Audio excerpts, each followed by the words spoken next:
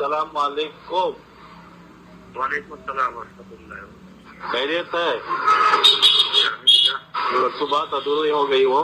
حکیم جی آپ نے کہا سلمان بجنوری صاحب نے بھی فتویٰ باقی ہے کہا ہے. ہاں انہوں نے کہا فتویٰ باقی ہے، لیکن انہوں نے منع نہیں کیا کہ مولوی سعد صاحب کی طرف والوں سے جڑنا مت.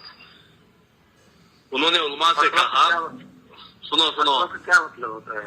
انہوں نے کہا جو مولوی سعد کو ساتھ دینا چاہتا ہے وہ ساتھ دے.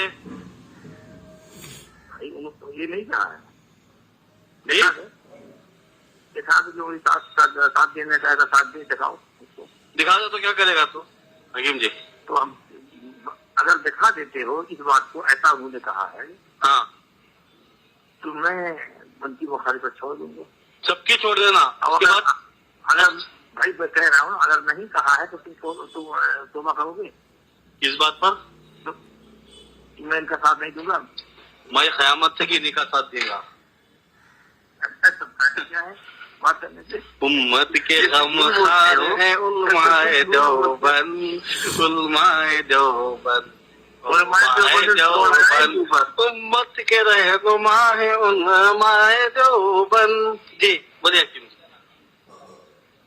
ہلو ہاں ایک کام کرو حکیم جی، چلو کلمہ پڑھو. اسلام میں نہیں ہے.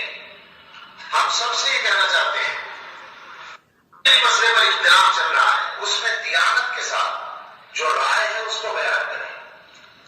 ہم تو دارالعلوم کے ملازم ہونے کے باوجود کھل کر ہم نے یہ بات کہی ہے.